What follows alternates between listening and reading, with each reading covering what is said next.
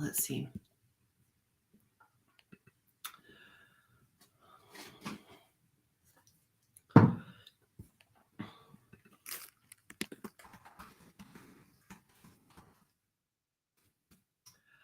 Hello, welcome.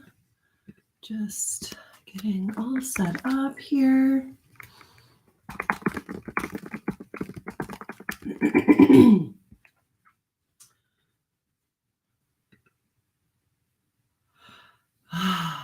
Okay.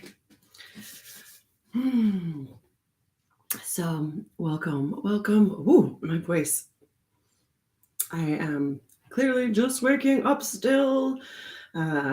Very long, fun weekend at a music festival.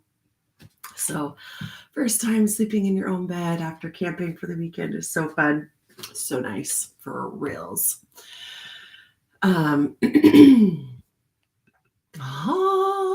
Warm up my voice.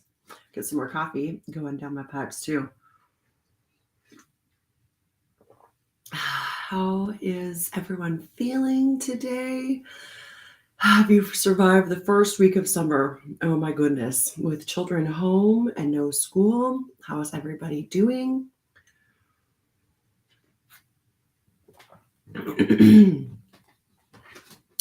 So today I feel like doing a specific spread because I had this experience this weekend that was very, very fascinating. And I wanted to share a little bit of it. And it's kind of the theme of cards today. So this weekend at the festival, there was, at the end of our campground, was this beautiful red rock cliff. And there was a hawk's nest, falcon or hawk. I'm not a bird connoisseur. I don't know all of them very well. And some kids were hiking up one day to the bottom of the nest and scared one of the babies, the juveniles, out of the nest. There were 3 juveniles in this nest. And scared one out. And it can't fly yet. So it just like soared and it was like, wah! And it landed right on top of the van, right across from our camp. And it was like, oh my gosh. And it was like all set up and like freaking out. And of course, everybody's like, oh my gosh, running to it. And at first I was like walking and I saw the kids at the like climbing and I was like, oh my gosh, idiots, get down from there. Like they can't hear me, but like I had this total reaction to them and was just like, seriously, kids, seriously, stop it, get away from there. And then the bird fled the nest and I was like, no. And then I was witnessing the bird freaking out on this van. And everybody was getting close and gathering and taking pictures. And I could just like feel it freaking out. And so I took off my shoes, grounded myself into the earth, took a deep breath, connecting to Mother Gaia, and locked onto the bird. And for a moment, I saw its eyes like freaking out like this. And then all of a sudden it went zoom. And it locked eyes with me. And we took a couple of breaths together. I was like, you're okay. We're okay. We don't want to hurt you. We just think you're beautiful. We want to help you. You're safe. You're safe. You're safe. We're not going to harm you. And I just kept like, we love you. You're okay. You're safe. And it just was like right in me, right in my eyes. And it was one of the most beautiful moments of my life. So I'm just like trying not to cry because I wanted to maintain that eye contact. And then it started to flap and tried to get back to the nest. And then it didn't quite make it at all. It landed on the ground now. And there's dogs all around camp. And some people were like, we got to try to get it to its nest. We should pick it up and move it. We should get a sack. I mean, everybody had their opinions, right? And I just decided to step back and become a witness, an observer of what was happening, because I could feel within me all of these, like, I need to help this bird. And then the anger at the kids, the judgment at everybody's, comments, and because they're not what I would do. And I just sat back and I was like, okay, I'm just going to witness and I'm just going to observe for a minute. I've been reading the Parents' Data Jing. The Tao is one of my favorite books ever. I think it should be a must read for everyone. This one is great for parents. Every version of the Tao that I've read is just beautiful. It's poetry. I even contemplated becoming a Taoist when I was leaving my religion and looking for a new one, because it's just about learning to go with the flow, living with what is, being okay with nature. And as I was sitting there witnessing everybody panic in their various states, and other people trying to get as close as they can to get pictures, and other people that are judging those people, and I could just hear all of this stuff going on, and I was like, okay, this is the way. This is the way. This is how it's supposed to be. And in nature, in the wild, sometimes animals get too close to a bird's nest and the birds flee. Well, we're just wild animals too. You and me, baby, ain't nothing but mammals. I mean, we're part of nature too. We're wild animals too. And so we didn't really mess anything up. It's just how it's supposed to be. Those kids were supposed to go to the rock. They were supposed to get too close. The bird was supposed to fly out, right? Everything happened exactly the way it was. The only problem I had was my judgments against it. So as I was sitting there witnessing and watching, and like some people's Tao, because the Tao is this ancient text that was written 400 BCE. My personal favorite translation is Wayne Dyer's. I really, really connected to his translation. This one is really beautiful if you have children, the Parents' Tao. So the Tao means that mysterious energy of all of creation, whatever it is that creates us, whatever that mystery that animates life. That makes the acorn seed turn into the tree without it knowing why or how. It just does, right?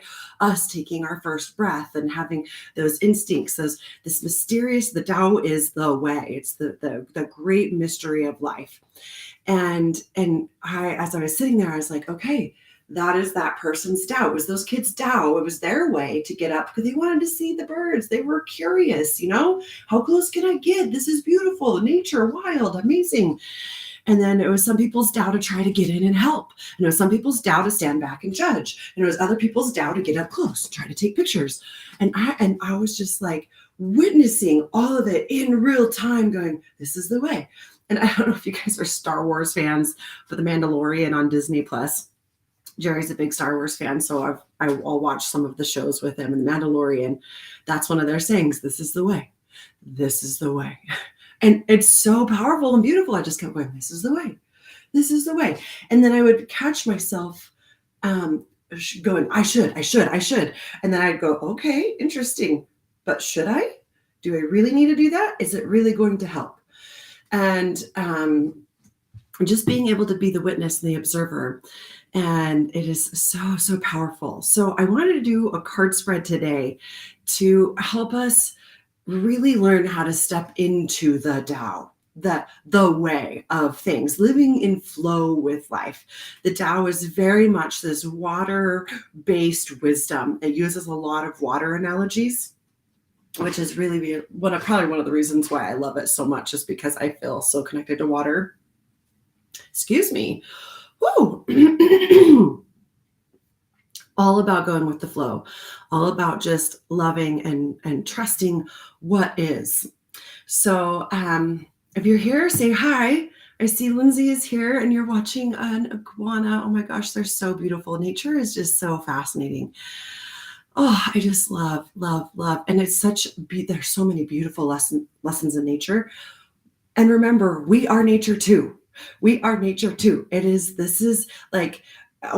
My first reaction was to judge those kids and then to judge the parents. Where are your parents? Why aren't you watching them? Why didn't you tell them respect, blah, blah. But that was their nature. Their nature is curiosity. Their nature is to see how close they can get and see what's going to happen. That's what kids do. This is the way. That is the Tao.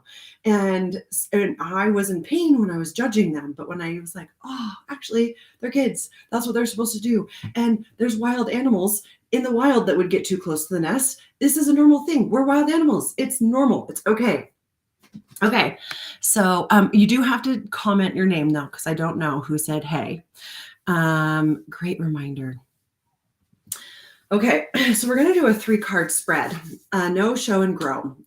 What do I need to know? What do we collectively, since this is a collective card reading, what do we need to know? What do we need to show? And what do we need to grow to help us stay in flow? How do we live in flow where we just trust that the universe has got us, right? That the universe is guiding us ever so carefully, ever so beautifully, ever so lovingly, gently, sometimes a little turbulently, a little forcefully. Rivers can get a little rough sometimes, but like we're always being carried through this beautiful cosmic river to the great cosmic ocean of life, this connectedness, right? All rivers lead to the ocean, this oneness, right? They're heading back home. And that's what we're doing in this planet, which I really, really love. Hello, Alicia. Taking a pause can change everything, Jennifer. Oh, it really, really can. Just like, okay, let me just take a step back from the situation. I'm going to take a breath. We reconnect in that moment with the bird, just like locking eyes and like, I got you, mama, sister, brother, whatever you are. We're one. We got each other. We're taking care of you. I promise. I know we probably look terrifying, these 2-legged, 2-armed beings. So what do we need to know, show, and grow to live in flow? I love it when it rhymes. So just kind of be thinking of a situation in your life. It's always fun to do a card reading specific to something that you're going through. General ones are also really beautiful, but when was the last situation that like really stressed you out? Where you were just like judgy, criticizing, frustrated, irritated, upset, scared, just something, and just write in the comment, just a little like, I was at home, or I was at work, or I was with my friends or my family, just something to anchor your situation into the comment section. Well, I discover what cards we're using today. Okay, this is our no card. What do we need to know? It's going to come from there. Show. This will be our show card. Woo! What do we need to show? And then this. Oh boy, I don't have the grow. Oh, it's going to be a book. Let me get all of my things that are there. Okay, grow. Okay. My last moment of judgment was a home trying to get things done around my house. Emmy. Okay, yes. Let's see. I was at home. Yes. So just take a moment to just remember where you were. Anchor yourself into that moment. And as we do these readings, we learn from the past, right? This is one of our beautiful things about having brains that have all of these different compartments, is that we can look back and go, okay, this is what happened. And this is where I felt this way. This is where I was reactive. This is where you judge. This is where I burst out in anger, whatever it is. And then we can go, okay, let's take this energy, this information that we're going to pull today, and how could it have been different? Let's really sit with it. If I didn't believe those thoughts, if that wasn't true, if I knew this, or if I showed that, or if I could just practice this part here, then I could see how that could have been different. And then that starts to rewire your brain so that in the future, when that same situation happens, instead of just going into like that neural pathway groove, right? We get these grooves in our brain that go, hey, this situation, we did this last time and it worked. We should do it again. And it just happens really fast. But this is us kind of reconfiguring and rewiring in our mind. Maybe next time the same thing happens, we could try something a little different. And so it's a practice. It's this meditative practice that I really, really love. Let's see, Lindsay, working through my fear of criticism when interacting with my husband, feeling like he's criticizing me when he's trying to help. Oh my gosh, I know. Isn't that so funny? It's like with Jerry, I'm like, hey, I'm feeling a little defensive right now. Are you questioning me? Are you judging me? He's like, oh no, I'm just trying to understand you better. And I'm like, oh, well, that feels a lot better than I feel like you're, fighting me.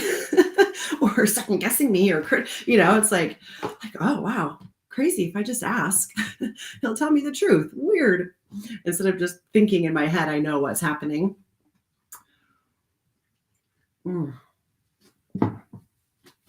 Okay.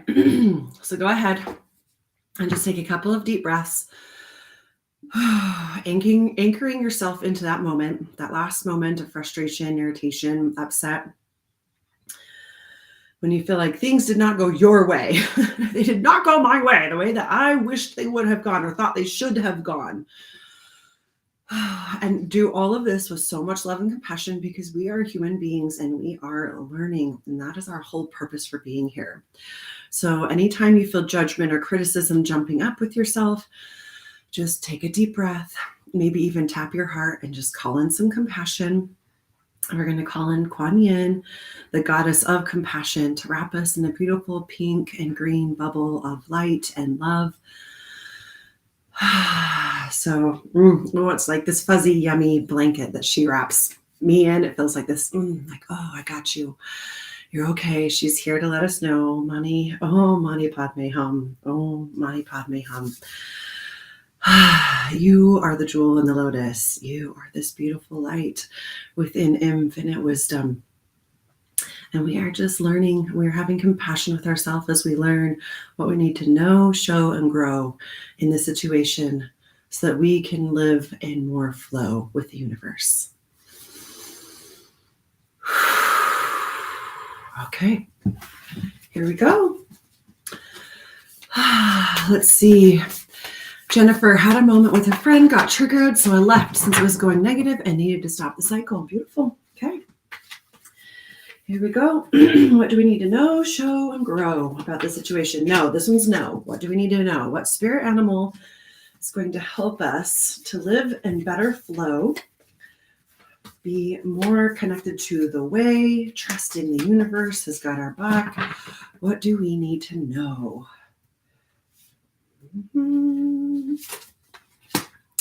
Bobcat spirit. Life is a mystery. Oh my gosh. Okay. So the Tao,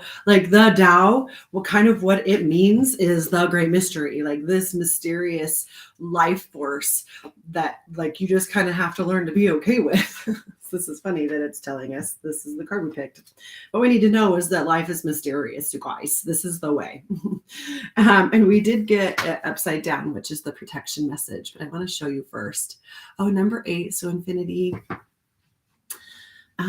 symbol here. Let me turn the page. Okay. And I'm going to turn it upside down because sometimes you see things differently when it is turned upside down.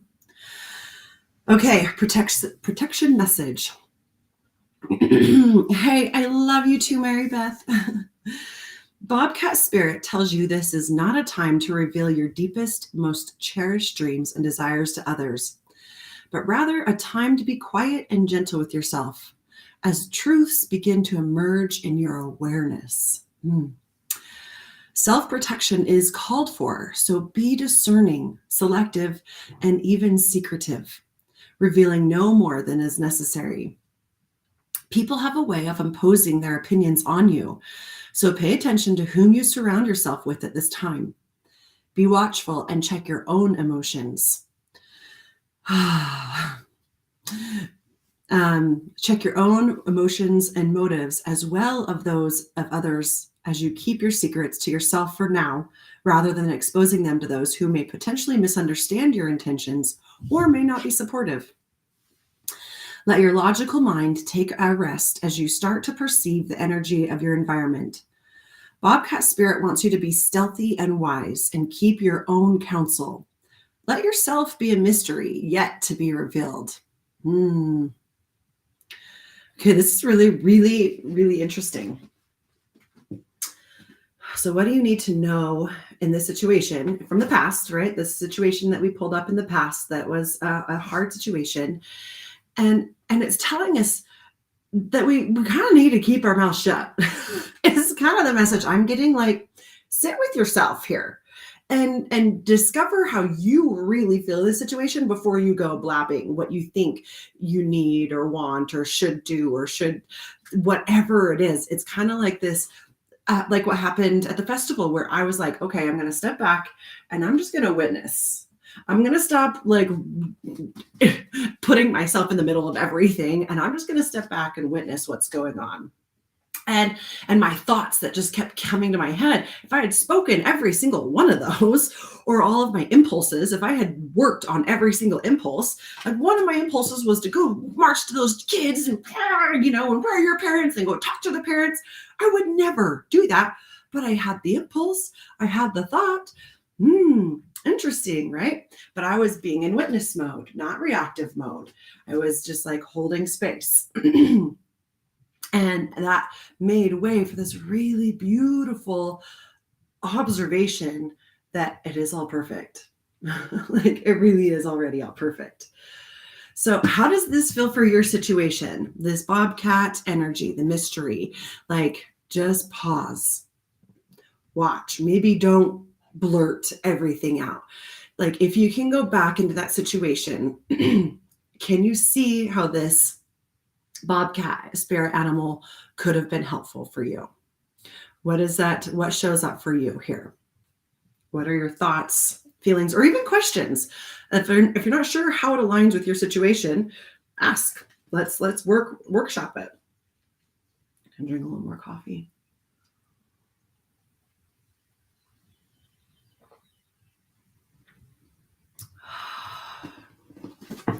It's interesting. Upside down, it looks like he's got saber teeth, this bobcat. Like it was a saber-toothed tiger and like an ancestor, and just very faded. I didn't notice it right side up, but now I do. Interesting. Huh. So beautiful. Lindsay says, absolutely. Trying to figure out how to keep my thoughts to myself, but also honor my throat chakra. Yes, it is a practice. Yeah. When do you know it is time to speak up? And when is it time to just, let me just pause and like, for a moment. So learning that balance, and it is a practice. Ellie, perfect card. It's hard watching my husband struggle with depression and frustration. Oh, really is. Oh, my heart is with you. But so with this thing, this is his path, right? This is his Tao. This is his way that he has to go through. Everybody has their own Tao. Everybody has their own mysterious life force that, animates them. And like, sometimes we have to go through shit. Like I had to go through depression. That was my way. And that way led me to what I'm doing today. If I did not go through depression, if I didn't struggle through that period of my life, and someone just like handed me the answer, like, I don't know if I would be here, like in this sense, teaching, because the stuff, the tools that I learned that helped me, I wanted to share with others. And I always think of my brother, my little brother. He was an addict, and he really, really struggled with addiction, and it was his way. And now him and his wife, they met in addiction recovery. They have these two beautiful children together. They have a podcast where they talk about addiction recovery. Like that was their Tao. They had to go through that struggle. And if I took that away from them, would they be the people they are today? So remembering that other people, they have their own Tao, just like we have our own Tao, and their Tao may be different than ours. And we may have thoughts and judgments on theirs, but it's their path, their way. Let's see, Facebook user, I don't know who you are.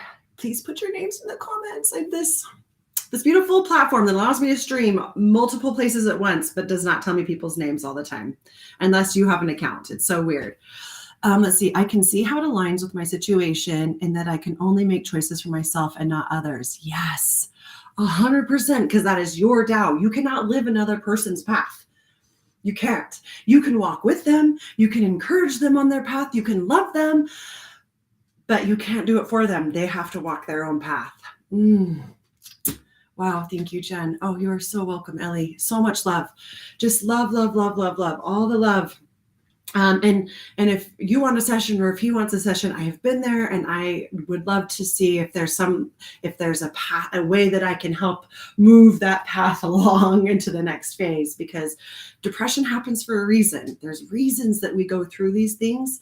And when you can learn to embrace and surrender and allow and accept instead of resist and fight, The longer you fight, it's like, right, trying to swim upstream, right? The longer and harder, it's like just exhausting, right? And the Tao is meant to take you downstream to the ocean of cosmic consciousness, right? And when you're resisting the path, when you're resisting the way, swimming upstream, you start like things, it's just bad. So that's when it gets hard, is when you resist. And what you resist persists, right? So if you guys would like help, Ellie, or if your husband would like help, I am here. And if not, just also so much love. And he'll get through it. You guys will get through it. Okay, so next one is show. What do we need to show in this situation? So go back to your anchor situation again. The situation where I was frustrated, upset, hurt, angry, whatever. What did I need to know? Remember, with compassion, right? We're having so much compassion with ourselves because we're human and we're learning. And this is how we learn, is we look back and we go, okay, that didn't work out for me. How could I maybe have seen it differently, right? What do I need to know? What do I need to show in this situation? What could I have done differently maybe? I don't know. We'll see. But what archetype do we need to know? Or do we need to know that we can show? This is the show card. Cards, you know what I'm trying to say. You got me. I know you got me. Man, I'm having a hard time shuffling these cards today. Right here. The Lover. Okay. No show. This is the show when it's the lover. X.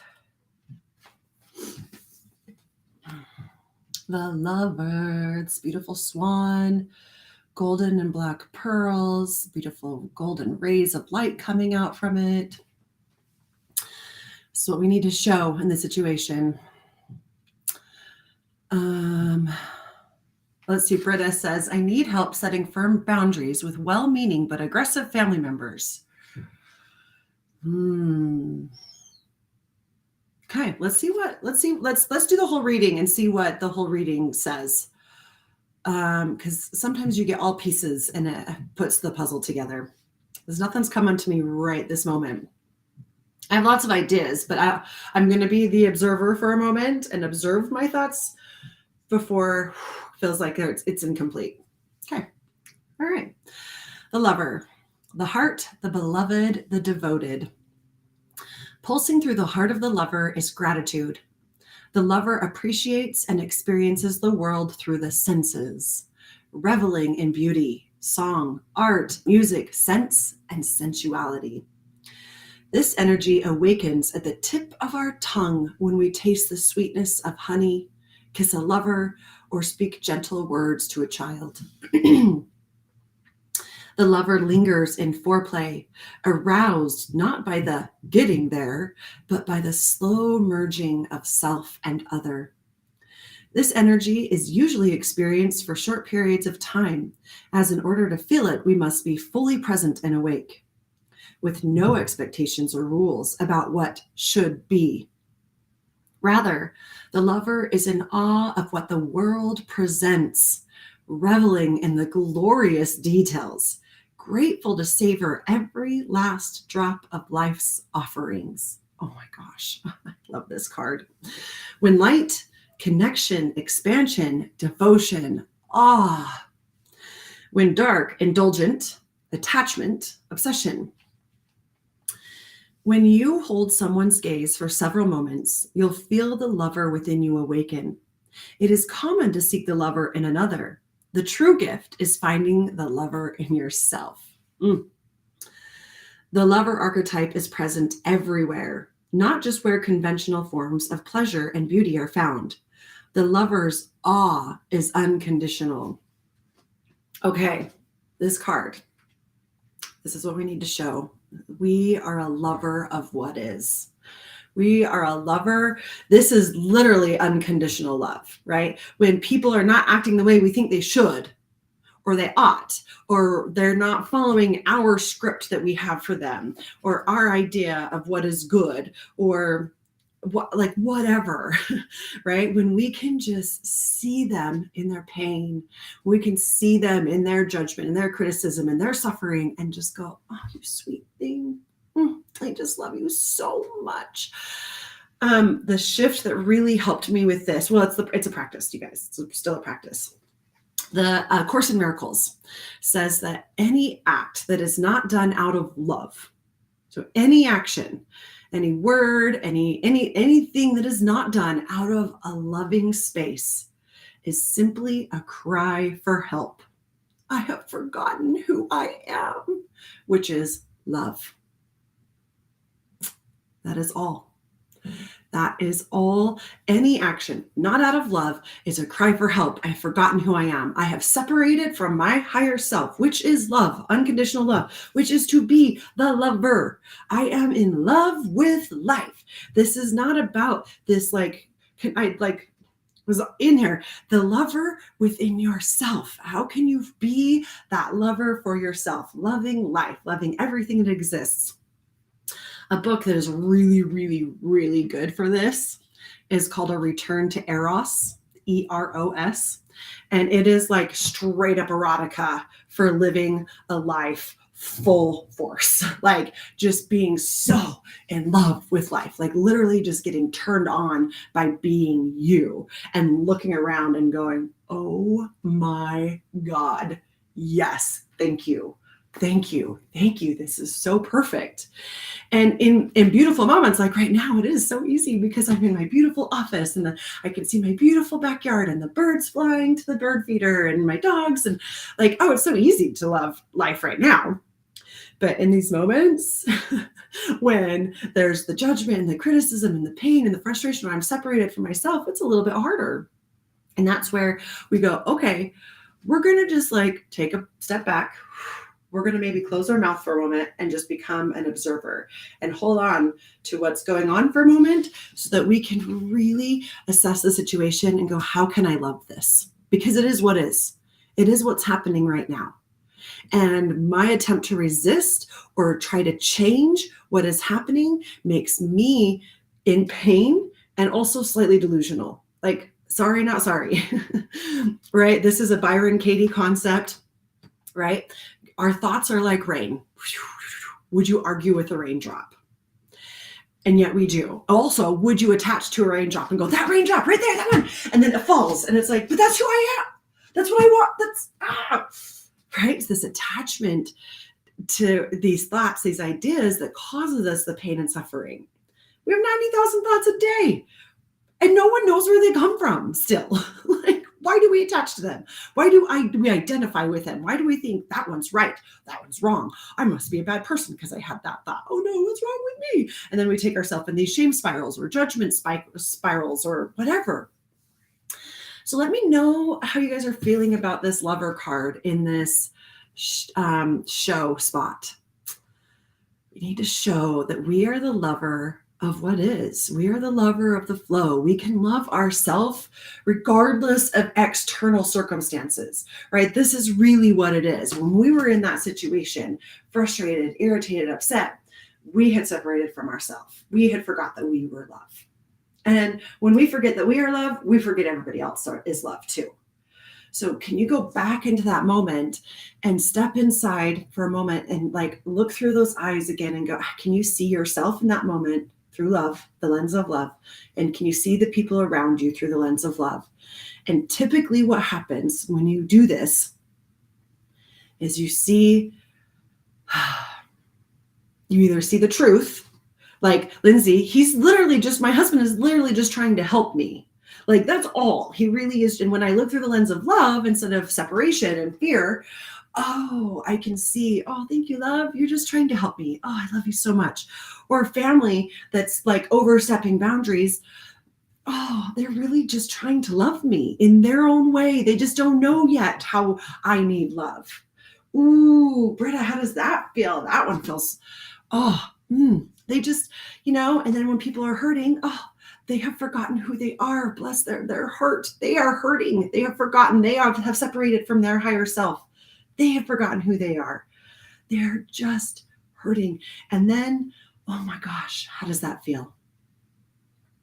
Can you look through the lens of the lover in that situation? And how can you see things shift? I'd love to hear your comments here. What does that feel like for you? Let's see, Britta, my father definitely operates out of a hurt, angry, aggressive place. He keeps driving everyone away from him because he attacks everyone as a preemptive strike. Very alpha male, chest thumping. He tries to get me to view the world from his dog eat dog space, and I won't. I feel bad that he is so wounded, but he won't accept I don't to view the world as a rotten place. Oh, that's okay. It's okay. That's his path. That's his Tao. Right? It's his way is to see the world as dog eat dog, as rotten. And he's been there, he's gotten there because he's been wounded. He's been hurt at some point. So can you love that? This is unconditional love. Not we have to see eye to eye to love each other. Like I see you and your beliefs, and I can still love you even though we see things differently. And I've really had to work on this one with leaving the religion of my family. My whole family, right? And for generations, right? My ancestors came across the plains for this religion and I left it. And I still love my family, even though they don't see the world the same way I do. That's unconditional love. And really holding them, and it brings my family so much peace.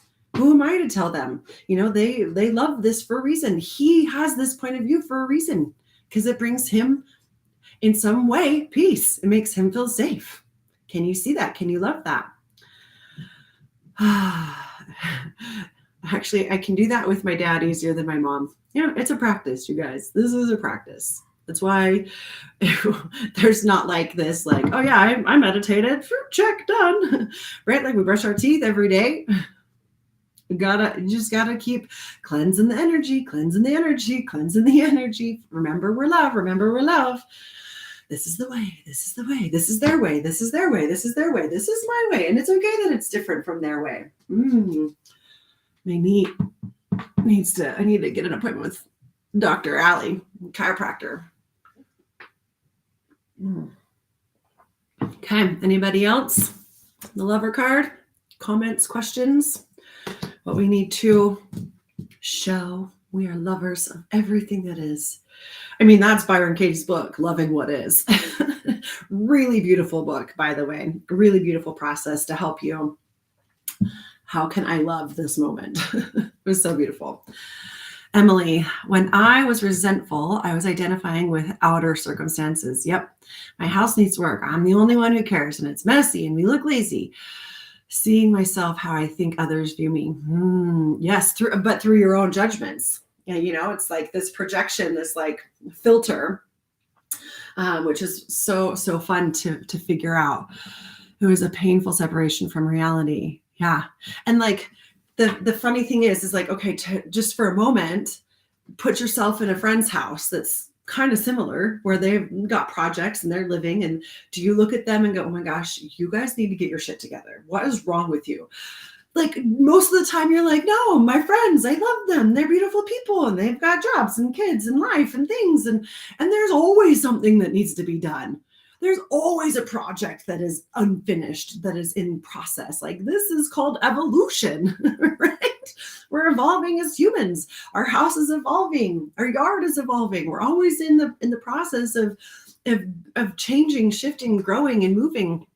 And when we can have compassion for people we love, because we just like, no, I just love you and you're going through stuff. It's fine. I don't judge that. Can you have that same compassion on yourself?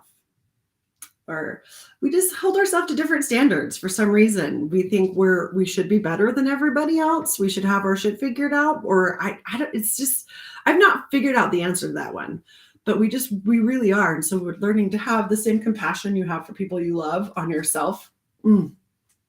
So powerful. Let's see. Alicia, I've been listening to Byron Katie's book and it's been helpful. I love how this message reiterates it. Oh, I know. It's just so powerful. I love how, like, when I was leaving my religion, I was looking for a new one. I really was. And the Tao was one of the books that I read. And I was just like, you guys, this is the same shit. It's everything, like same concepts, same basic concepts, just written in different words and different ways and different phrases. And yeah. And then you start to read all of these beautiful self-help books, and it's just like, it's all the same teachings. It's all just reminding you that you are a powerful co-creator of your reality and you get to choose. Okay. Grow. This is our grow from, I'm going to pull from the Sophia Code. This is one of my favorite books. What do we need to grow? So going back to that situation you were in that situation, or moving forward from the situation, how could we grow and be better?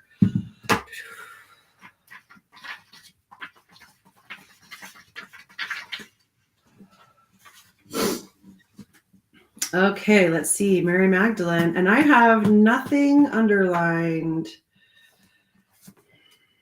in this one. So this will be interesting to see what pops out. This is Mary Magdalene speaking, I believe. Let me just double check.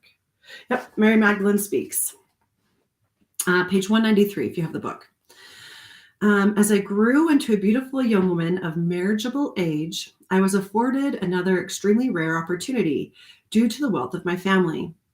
I was given the right to inherit my mother's fortune passed through her grandmother's lineage, as well as the right to choose if marriage was appropriate for me. My father promised my mother that I would never be forced into an arranged marriage, and that I would always be supported in my spiritual training, regardless of my marital status. In all of Palestine, I was one of a handful of women afforded such protection and personal authority. I happily opted out of a young marriage and chose to continue in my mystery school training. I also yearned to experience my spiritual studies by living in a community of allies and friends. My father had often spoken of our family relations as the Mount Carmel Mystery School, and my curiosity yearned to live beyond the walls of my safe childhood compound.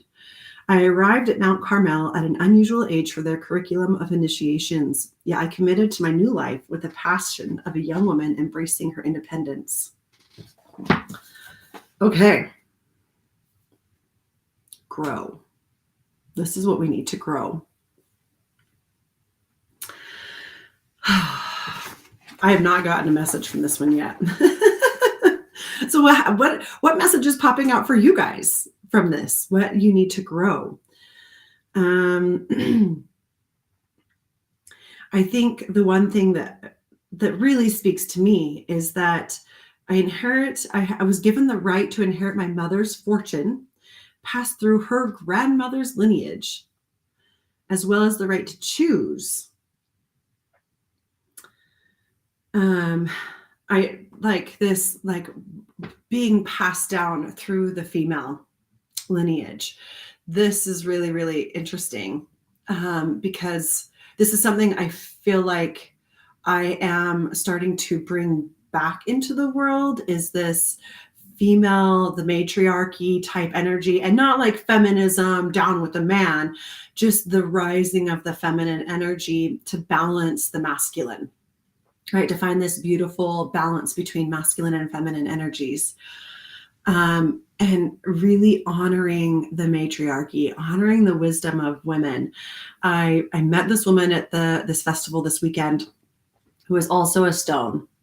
And she was so excited to meet another female stone. And I'm excited to connect with her and see where our lineage meets, because she said something I have not heard before. She goes, stone women are known for their visions. And, but they were all raised in this culture and religion where women are not supposed to, like the male has the power in this religion. And so the stone women were kind of kept hush, but it passes down through the female line.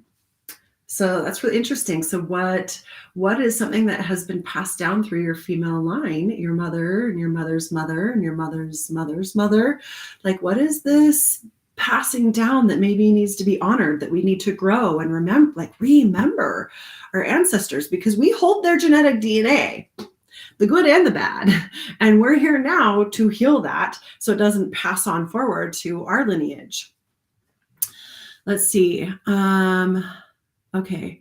Lindsay, love ourselves enough to be independent. Oh, that's beautiful. Yeah, I don't need a man. I don't need what society tells me I need. I can just love myself, right? Be this lover of myself, the lover of what is. Britta, my husband just wrote a book about female power that has been hidden inside the LDS faith. Oh, interesting. Very, very interesting. The other thing that really popped out at me, she says, I also yearn to experience my spiritual studies by living in a community of allies and friends. I really, really love that, because when I was going through my depression and I didn't know who I could really feel safe with. Like, honestly, to like admit that I am struggling and I need help. Because at that point in my life, I was surrounded by a community who, because of the religious programming, we were all trying to be perfect. And that for me was causing so much pain, because I'm not perfect. I'm a human. I'm not perfect. I can't be perfect. Like, it's impossible to be perfect. And no matter how hard I try, I fail because I'm human. And I mess shit up. And so it was this frustration, this trying to be perfect, realizing I'm not, and not knowing how to be okay with that, was causing my depression, massive depression. And there was no one safe to talk to it about, because everybody else was trying to be perfect and putting on their perfect face and their perfect life and their perfect house and their perfect family and the perfect, like, and I didn't feel safe. I did not feel safe opening up and sharing and saying, I need help, And so this, like, yearn to experience my spiritual studies by living in a community of allies and friends. People, like, I've got it now. Oh my gosh, the community, my Mind and Body Collective is such a beautiful space, of beautiful people where we get to go, hey, I'm human. I fucked it up, you guys. But also, I know I can't fuck it up, because this is the way. This is the path. And I made that mistake because it taught me this lesson that's going to help me here. Like, right? Like, really learning to be with people that it's like, hey, it's okay. I got you. When you're forgetting who you are, when you've forgotten that you are love, I'm here for you, and I will hold that loving space for you. And sometimes also sometimes I may have forgotten who I am, and we may be just like wandering together, like, I don't know who I am. Do you know who you are? I don't know. Right. But having someone that's always there that goes, I got you, you're love, we're love, remember, it's okay. And it's okay that you're like just pinging off of like the sides of the river, right? Like, because sometimes you're going down the river and it's like ping, ping, ping, or you're bumping along the rocks, or you're hitting logs, or whatever. Your path may be a little bumpy. And you may forget that you're heading down to this cosmic consciousness of the ocean of love, right? That we all are. And you're trying to swim against it, or you're trying to find the shore, you're trying to stop and hold. Nope, this is it, right? And we're causing pain. Having this spiritual community of allies and friends that help remind you and hold space for you, and also go, come on, it's okay, let go, surrender, trust, you're going to be okay. We got you, is so, so powerful. So I think maybe that's what it is. Maybe there's two messages is kind of what I'm getting. So whatever one feels aligned for you, is it time to tune into your ancestral line? What your mother line, your mom, your mom's mom, your mom's mom's mom, and on. What stuff has kind of gotten lost along the way? What stuff have we pushed down? Have we shunned? Have we rejected? Have we denied? Have we straight up rebelled against? That's fine. Or do we need to grow a spiritual community? Do we need to start opening up our circle and looking for people that are calling in, opening up to receive the spiritual community of allies and friends that will be able to hold us in our dark times and love us and see us for who we really are, not this what situation we're in, but who we really are, is so beautiful. Let's see. There's been quite a few comments. I love this. Oh, wow. There's quite a few. Okay. Let's see. Alicia. I literally just did a generational healing session Saturday at the energy conference. Oh, the ancestors were coming through the mother's line. It was feeling of being seen. We give to others and are surrounded by others, but don't feel seen or heard. So to know we are seen and loved as ourselves. Oh my gosh. Yes, Alicia, that is so, so beautiful. Yes, women, we have this collective energetic history of being repressed, not seen, not heard. We are property to be owned, right? Like Mary Magdalene, she was given a choice. And that is very rare for that time and age, right? Like the husbands owned the family. They were the owners, and then they would sell them off, right? The dowry, that's selling your daughter to another man for more things, more power, more land, more whatever, right? So this has been a very long, this female generation of being not seen, not heard, not free to do what we want to do. Oh man, that's something that I've really been working on healing in this lifetime as well. Oh, it's a doozy. So beautiful. Such beautiful work. Way to go, Alicia. Keep it up. That's so powerful. And it not only heals your generation, but it heals the generations, your daughters and your daughters' daughters, and it starts to also heal the collective, right? Because it was a collective thing that was happening. It didn't just happen to one. Didn't just happen to your mom's mom, right? Like it happened to all of our moms, right? Like it's this collective thing. So as one person starts to unravel and unweave this old story and starts to claim your divine sovereignty, it starts to help make it easier, right? Like you know those knots and chains, when you get a knot in a chain and it's like you're trying to find, and it's like you undo one thing and then it starts to get easier and then easier and easier and easier, and the knot then all of a sudden just unravels itself.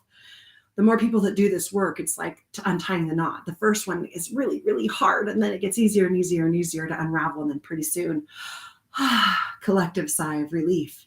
We're all free, all divine sovereign beings who love and support one another and each other's choices in the way, whatever that way is for you, right? Unity does not mean we all believe the same thing.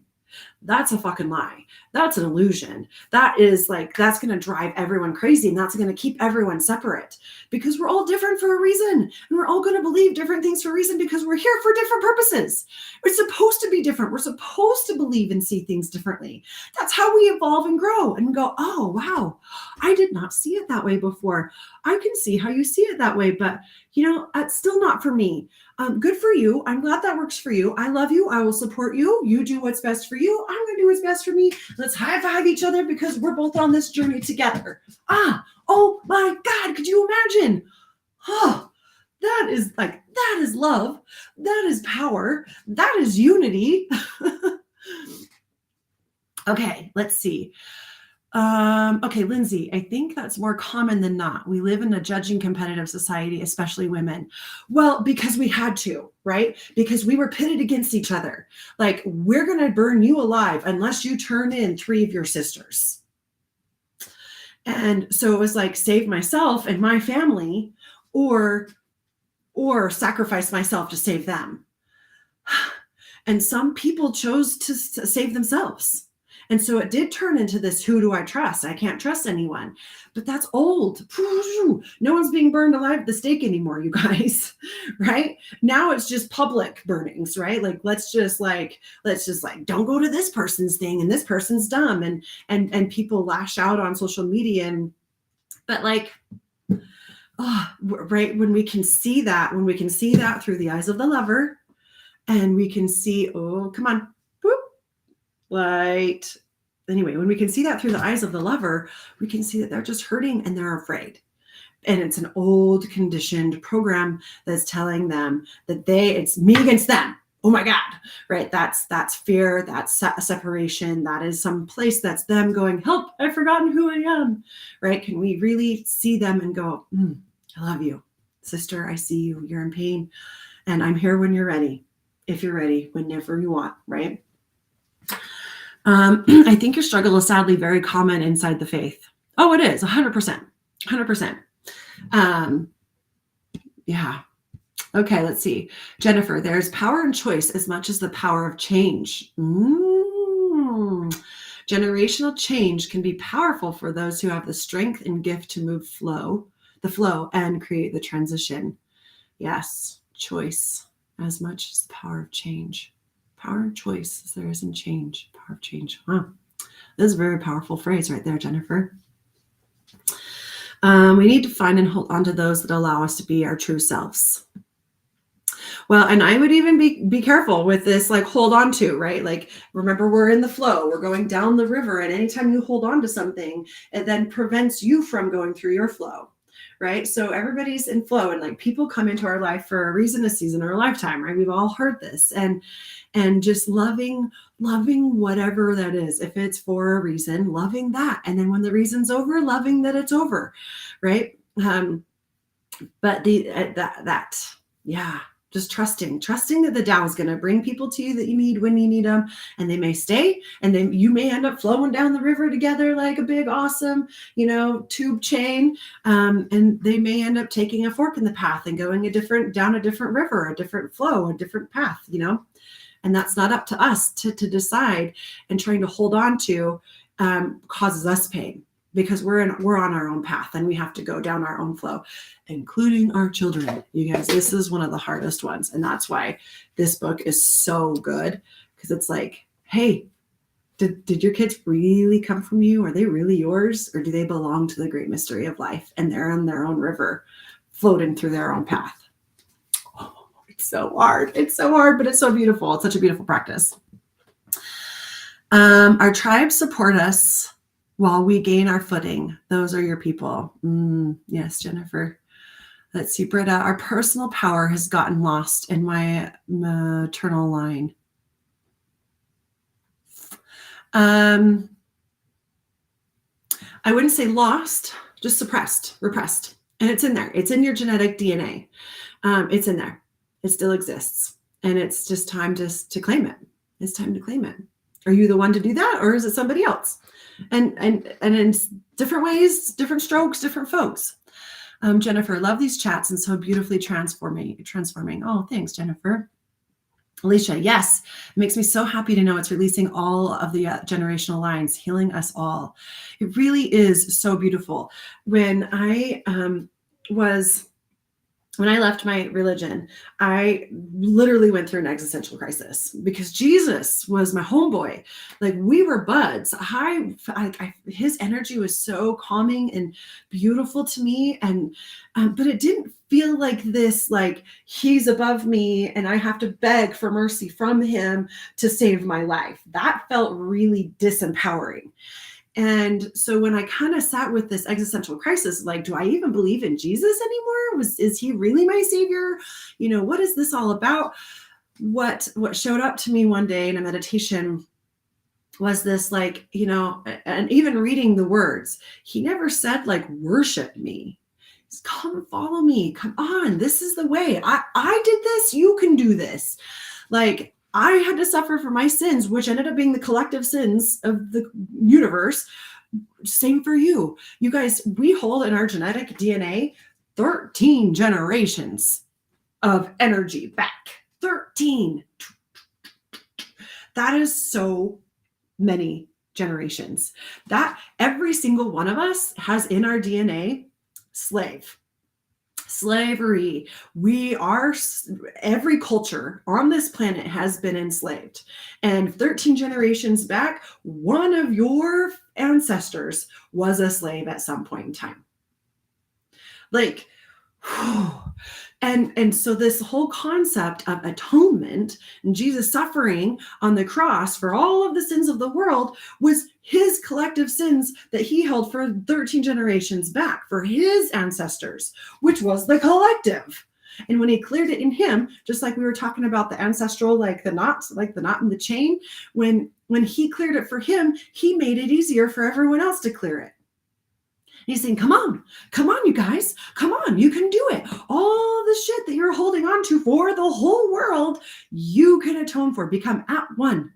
You are meant to be at one in this beautiful space of loving what is, trusting it's all divinely orchestrated. Wow, I went on a little rant there. Let's see. Okay. Alicia, I love how as a collective we are releasing those chains and as women stepping into our true selves. Oh, it really is so beautiful. It really, really is so beautiful and powerful. Wow. Thank you all so much for staying with me today. Let's do a quick little contemplation, a quick little meditation. I know we're like exactly at an hour right now. But just take a moment. Place a hand on your heart and your other hand on your womb space. Even if you're a man, yes, you've got a womb space, energetic. And just take a couple of deep breaths here, connecting the breath to the womb. Allowing the belly to expand with every inhale.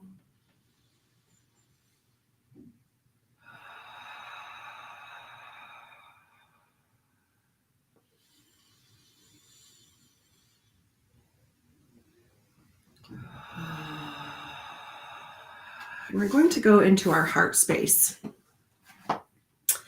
Right into the center of our heart. Going down, down, down, in.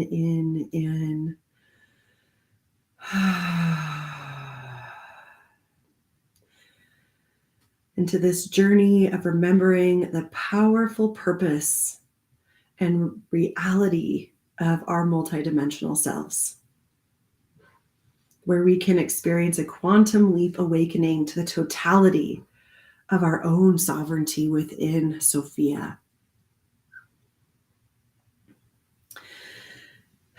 This is Hathor speaking, by the way. When you access all of you, and all of you exists everywhere through your electrons, your awareness expands to finally accept and celebrate your true divine nature. Omnipresent awareness is the foundational ground for authentic intimacy. Accepting your divinity is essential for truly loving yourself.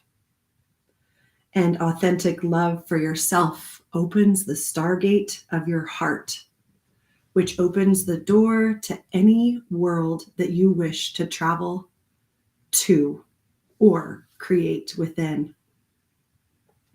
Keep breathing into that heart and womb space. As your awareness discovers its ability to engage with your unlimited nature through the many incarnations of your oversoul, you realize the radical truth of who you really are in a multi-dimensional universe. Loving yourself becomes natural. Self-discovery becomes joyful. Limitations invoke your laughter and divinely inspired creativity. The world of form becomes your cosmic playground. True intimacy leads to joy. Joy is an essential quality of your divine inheritance.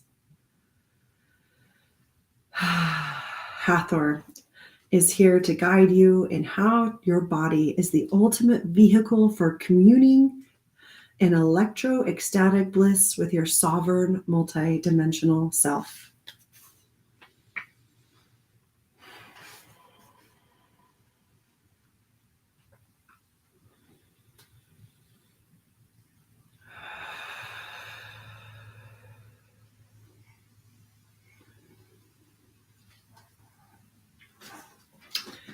And if you feel called to continue this is the Hathor initiation. It is a really beautiful, takes you into that heart space, into your genetic cellular makeup to shift and heal these genes, these codes that have been put in your body from 13 generations past, to heal them, to open up, to receive more of yourself, more of your whole divine sovereign self. But just remembering true intimacy leads to joy, and joy is an essential quality of your divine inheritance. And your body is the ultimate vehicle for communing in electro-ecstatic bliss with your sovereign multidimensional self. You are the lover. You are the beautiful center point of your universe. What you see, what is around you is your Tao. It is your way. And learning to step back a little like the bobcat and be a witness, be aware of what everybody else's Tao is doing and how beautiful and perfect it really is, how perfectly orchestrated and divine it really is for you. It's all happening for you. That is the craziest part. And then you step back and you watch your kid witnessing and watching and going, oh my gosh, everything is divinely orchestrated for them as well. And for you and for your family. And you're like, oh, it's so beautiful when you can get to that place. But it is a practice. It really, really is a practice. And we would love for you to come practice with us if that feels aligned for you. If you are looking for some allies and friends in a spiritual community, My Mind and Body Collective has got you. We've got online classes and classes in the studio in Ogden. We also do retreats. So I can do sessions online if you're not local. So just reach out.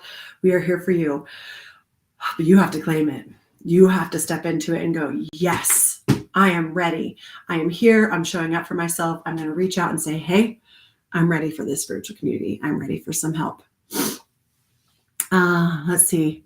Love your rants. Thanks, Britta. Great topic. Thank you. Let's see. This is one of my ancestors 6 generations ago. Weber County Heritage Foundation posted about her recently. And through that post, I've connected with a bunch of my relatives from her line. Oh my gosh, isn't that so fun? Oh my gosh, amazing. So beautiful. So much healing that can happen when we learn from who we are, where we come from. And that we're all connected somehow, somewhere, some way. There's a connection there. Just crazy. Just crazy. One day I remember having this.